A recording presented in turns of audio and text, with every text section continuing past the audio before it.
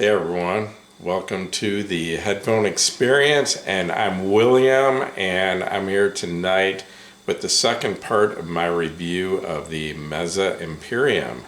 The Empyrean is made in Romania and currently sells for $2,999. I did a part one to this and went over the specifications and gave you a pretty close look at not only the headphone but the accessories that came with it and the very nice aluminum case that it comes in.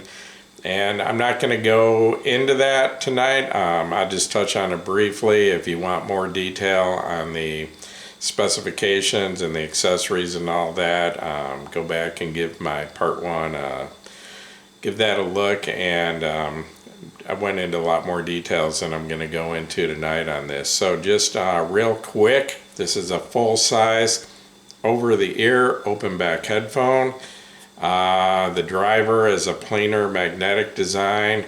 These are 31.6 ohms and have a sensitivity of 100 decibels at 1 milliwatt. So these are actually very easy to drive, especially for a planar driver. According to Meze, these weigh 430 grams, according to my kitchen scale.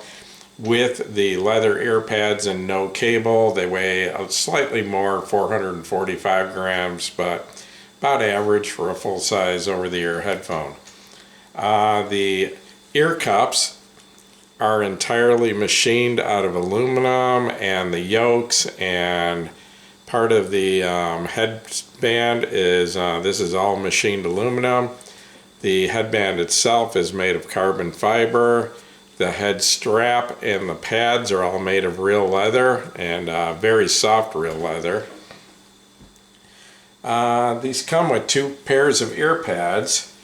Both the leather that you see, and also these are, according to Meze, I think they call them Alcantara, which is sort of a, I don't know, it's not really a velour, very soft, very comfortable. And in the first video I pointed out that I hadn't got a chance to listen to the headphone with these yet, but I did since then, so I'll go into that in a few minutes. And the ear pads attach with magnets, so very easy to change the ear pads.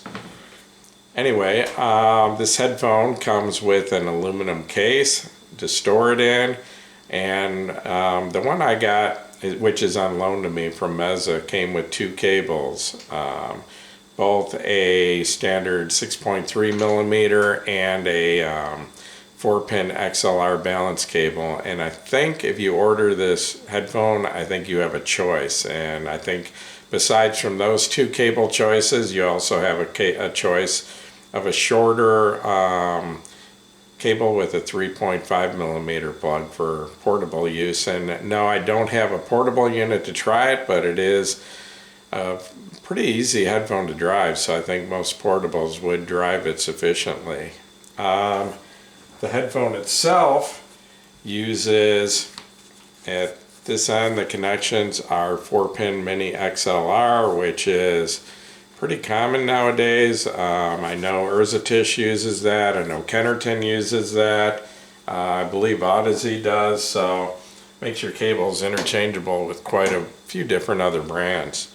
Tonight this is going to be more about the sound, because my first part of this review, I only had these headphones for a few days and had maybe 3 or 4 hours of listening time, and since then I've been able to put quite a bit more time in, and have had a chance to try them with different kinds of music and try them using different amps, and just have a better grip on what the sound quality and what these headphones are doing. So, and I have changed my opinions a little bit since the first video, and I'll get into that in a few minutes. My first impressions and my feelings after listening to this headphone for quite a while have changed a little bit. Not drastically, but they have changed a little bit, and mostly after comparing it to some other flagship headphones, a couple that I have now. So I'll go into why my feelings on this have changed slightly in a few minutes. But one thing that definitely hasn't changed is I pointed out in the first video that I think the build quality is absolutely outstanding on this headphone. I mean, in my opinion, this is a work of art. It's a little bit strange looking in my opinion, kind of alien looking, but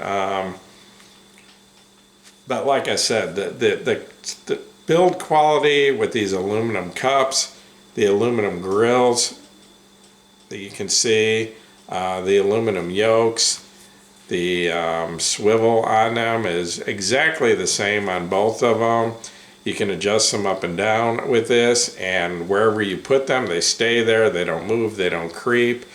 They also have a swivel in this direction, which you can't really tell by looking at them. You don't see that they do that until you actually try it. But I mean, like I said, these things are a work of art. The build quality is absolutely flawless, absolutely second to none. So, excuse me a second.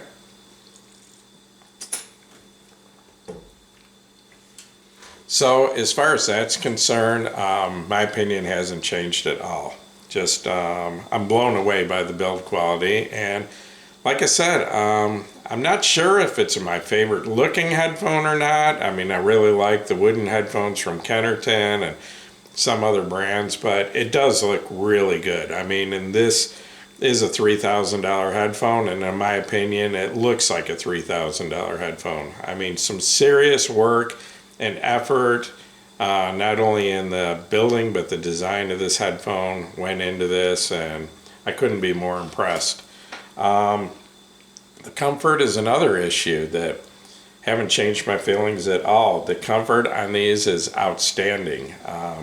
The wraparound headband, the very thick, cushy ear pads, the weight isn't bad at all, and they swivel, they adjust, and I think these are as comfortable, at least as comfortable as any other headphone I've ever worn.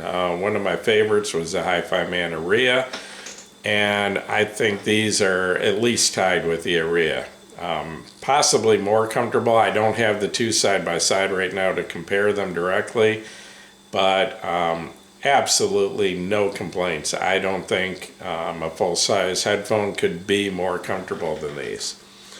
In the first video, I had, to do my first impression, I had only tried one amp. And first of all, I'll start with what my source is. I'm using CDs, and my source is a Cambridge Audio 540C CD player that I'm using as a transport only.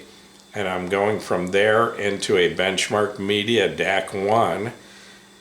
Converting to an analog signal, which then goes to my amp, and for my initial impressions, I used exclusively my Audio GD Master 9 amp in the balanced mode with the balanced cable that was supplied to me by Meze.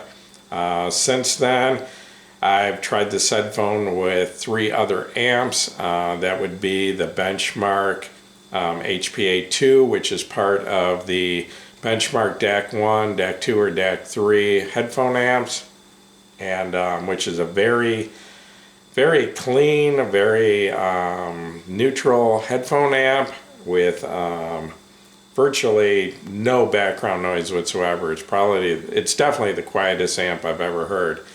Once again, my Audio GD Master 9. Also, the Kennerton Atlas, which is a hybrid tube amp, and the Felix Audio Echo, which is an OTL type of tube amp.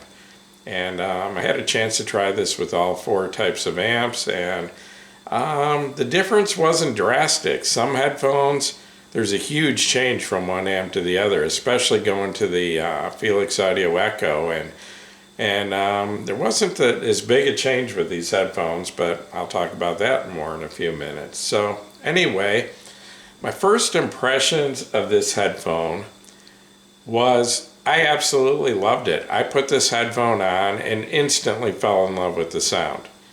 Um, I would describe the sound as definitely being on the warm and bassy side of neutral. It's got a little bit of emphasis in the bass,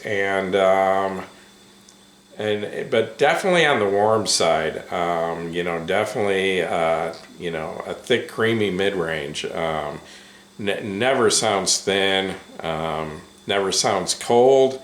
Just like I said, warm and bassy.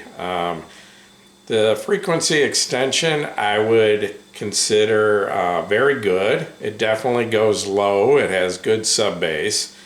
Goes down, very deep into the low end of the bass. And the high end, I would say kind of average. It rolls off a little bit in the treble, but I would say pretty much average for, this type of headphone. Breaking down the sound into bass, mids, treble, I would describe the bass as emphasized. It's definitely on the strong side of neutral. It goes deep. After spending some time with this headphone and comparing it to some others, I compared it to the Kennerton Thror, which is their flagship headphone. I compared it to the Tisch Phobos, which would be their flagship headphone. I also compared it to the Kennerton Valley, to the Tisch Mania, and I even compared it to the Hi-Fi Man HE560, just, as sort of a reference point.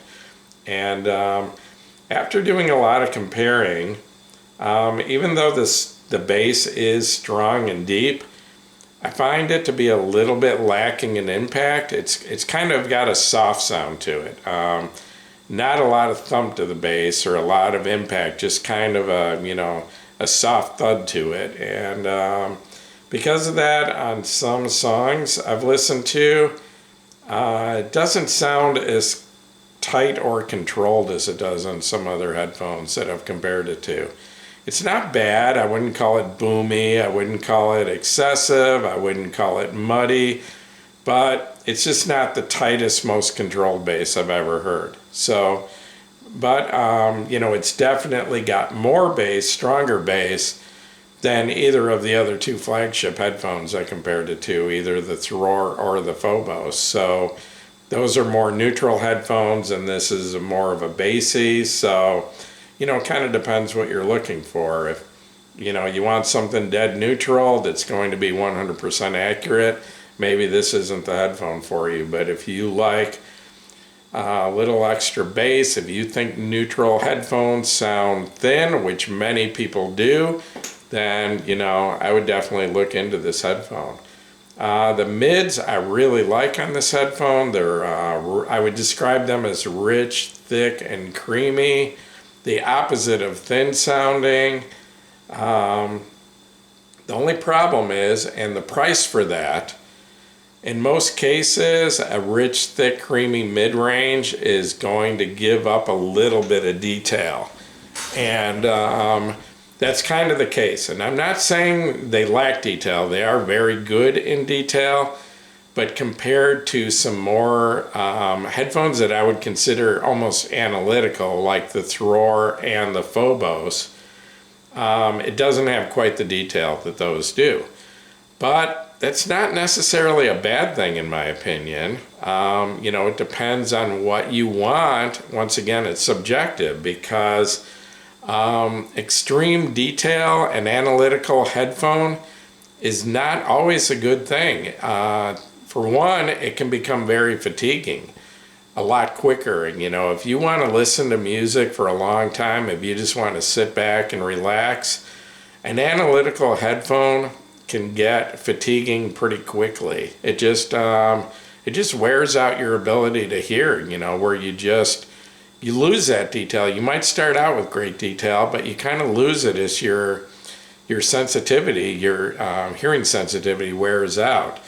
Another, weak point about an analytical headphone is that you can end up listening to maybe 10% of your music collection, because an extremely detailed analytical headphone is going to point out and make obvious any flaws in a recording.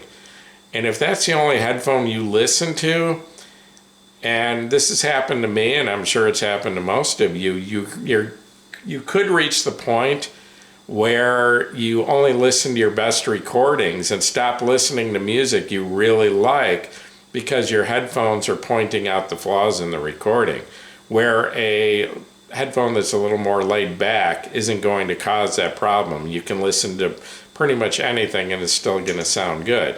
So yeah, they do. The Empyrean does lack a little bit of detail in the, especially in the mid-range and treble. But like I said, it's more of a relaxed, sound, never fatiguing, and that can be a good thing depending on what you're looking for or what you're in the mood for that day. As far as the treble, I would say there's a slight roll-off, not extreme. Some headphones, I would say, are a little brighter in the treble. The treble's still good. There's plenty of sparkle to it. There's plenty of detail to it. Just not the brightest headphone around. So if you think something like, say, most Hi-Fi Man headphones, a lot of people find them a little on the bright side. Well, this isn't quite as bright as that. So if you find Hi-Fi Man a little bright, this might be exactly what you're looking for. As far as detail, clarity, resolution, I kind of already covered that. Not the most detailed headphone I've ever heard, but I would describe this headphone as smooth. That's the best word to use. It's just a very smooth, kind of mellow, kind of laid back sound, and the detail is very good. I mean, they're not lacking in detail, but once again, they're not analytical. So it's not going to squeeze out every last detail, but it's not going to wear you out either. You can wear these headphones for hours and not feeling like your hearing's worn out. The imaging is a strong point of this headphone. They have exceptional imaging, in my opinion. I think the imaging is extremely precise, very pinpoint. I can locate where every instrument's coming from, and so very impressed with the imaging. The sound stage, I would say, is average to a little above average. It has good width, it has good height, it has good depth, nothing exceptional, nothing that really jumps out at me, but no weaknesses either in the sound stage. The dynamics, once again, I would describe this headphone as kind of smooth and laid back. So to me, I'm not really saying it's lacking in dynamics, but it's not the most punchy headphone I've ever heard. It doesn't have a lot of slam. Everything's just kind of smooth and, once again, relaxing and non-fatiguing. And this headphone absolutely never sounds harsh. This headphone never sounds sibilant. There is nothing about this headphone, in my opinion, that's going to cause any hearing fatigue at all. So basically, I mean, that's how I would describe this headphone. Just very pleasant to listen to, very relaxed, very smooth, non-fatiguing, and those would be the strong points of this headphone, in my opinion. The other strong points, like I pointed out earlier in the video, exceptional build quality that is second to none, and extremely comfortable. So if you want a high-end headphone, a flagship headphone, that is the kind of headphone you can put on and listen to for hours, no matter what kind of music is you want to listen to. This headphone is just going to be relaxing, and like I said, it will not wear you out. The weight isn't going to wear you out. The comfort isn't going to wear you out. And it's not the slightest bit harsh or sibilant, so the sound isn't going to wear you out either. So if that's what you're looking for, this might be the ideal headphone. The weak points of this headphone, in my opinion, it doesn't have, it's not the last word in detail. It doesn't keep up with some of the more analytical headphones in detail. But once again, you know, that depends on what you want. That's not necessarily a bad thing. What else? The bass is good. It's got good, strong bass. More bass than any other flagship headphone I've heard so far. But the headphones with less bass, such as the Thror or the Phobos, the bass is a little tighter and a little more controlled. So, you know, you kind of give up one for the other. Would I recommend this headphone? I would say, you know, what's important to you? If build quality is important, you know, yeah, it gets a thumbs up. If comfort is important, you can't get more comfortable than this headphone. If a nice, relaxed, you know, pleasant, non-fatiguing sound is important to you, and you're not trying to search out every last detail or every flaw in a recording, this could be the perfect headphone for you. So, yeah, I recommend it if that's what you're looking for. If you're looking for a dead neutral headphone that has, you know, extreme detail up into the point of being analytical, if you're looking for, you know, super tight controlled bass, you know, maybe this isn't the right headphone. So, you know, I'm going to leave that up to you. I'm not going to say, I mean, I'll be honest, when I put this headphone on, I really like the way it sounds. So in that respect, yeah, it's a great headphone. When I compare it to some other headphones, I find it lacking in a few small areas, but then again, every headphone has its good points and weak points. So, you know, I'm not going to say that there's another headphone out there that's definitely better than this, because this is one of the best headphones I've ever heard. Before I end this video, I do want to point something out. I did try this with 4 different amps, and in my opinion, I thought it sounded the best on the, of the 4 amps I tried. I really liked it with the Audio GD Master 9. That's a very clean, very detailed amp, and I think that complemented this headphone. The 2 tube amps, and especially the Echo by Felix Audio, which tends to warm up headphones a little bit and kind of, you know, it can warm them up and it can give a little bit of emphasis to the bass. This headphone doesn't need that. It's already plenty warm. It's already got plenty of bass. So in my opinion, the tube amps didn't do anything for this headphone. It didn't improve it. Where some headphones I think are improved by the tube amps, I actually, in my opinion, this headphone sounds best with a very clear and detailed solid state amp like the Audio GD, and they don't need a whole lot of power. So the Benchmark HPA2, which is part of my Benchmark DAC, actually does a very good job with these too. So they don't take a whole lot of amp because they don't need a whole lot of power, and just something, you know, with adequate power and clean and detailed is really, you know, what you need for this headphone. You don't have to spend a fortune though, because it's not power hungry like a lot of other headphones. I did want to mention that I've got about 14 headphones on hand right now, and I compared this to several of them. And the headphone that I actually found closest in sound, kind of the same tone balance, kind of the same warmness, kind of the same thick, creamy mid-range. The headphone that I found to be the closest to this in sound, and it's another headphone that I really like and recommended in a video just a short time ago, would be the Urzetish Mania. The Urzetish Mania cannot compete with this headphone in build quality or design, or it is relatively comfortable, But, you know, I mean, this headphone is way ahead. But the other thing is, though, that the Mania, which in my opinion sounds very similar, and in fact, I think the Mania has a little less bass than the Empyrean, but in my opinion, it's a little bit tighter and better controlled. And also, I think the Mania has a little more detail in the upper range and treble than this headphone does. But other than that, I think that it's a very similar sound for less than half the price at $12.50.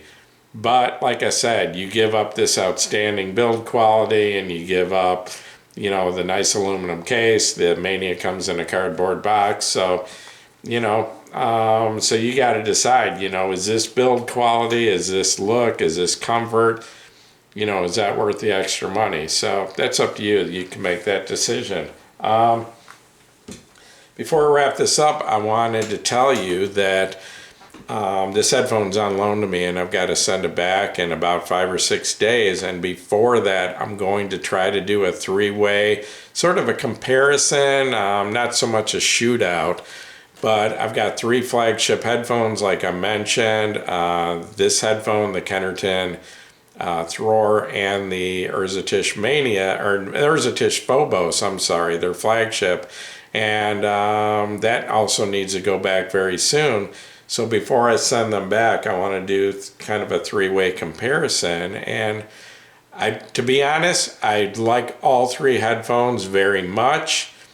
And they each have their strong points. They have some slight weak points. None of them really have any, you know, obvious weak points. But what I'm going to try to do is break it down into categories, maybe about 20 different categories, and go through and just give you kind of a comparison of how each stands in that category. And I'm not going to, you know, come up with a total points, or I'm not going to try to determine a winner. I'm just going to try to show you the strong points and the weak points of each headphone and let you determine which you think would be the best for your taste in a headphone. So I'm going to try to get that out in the next 4 or 5 days. So in the meantime, I thank you for watching my video. If this helped you, please give me a thumbs up. I'd be love it if you'd all become subscribers to my YouTube channel, and also you're all welcome to join us over at the Headphone Experience on Facebook. So once again, thank you very much.